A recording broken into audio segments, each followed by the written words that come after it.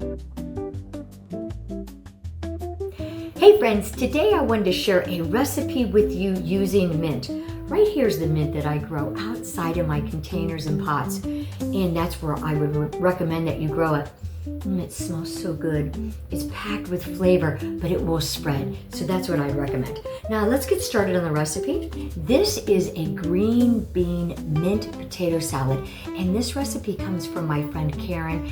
Everything that Karen makes is delicious, and this is too. It's packed with very few ingredients, but lots of flavor. It's so good, and it's even better chilled. So let's get started. Follow along for the recipe. Be inspired, motivated, and spread the love.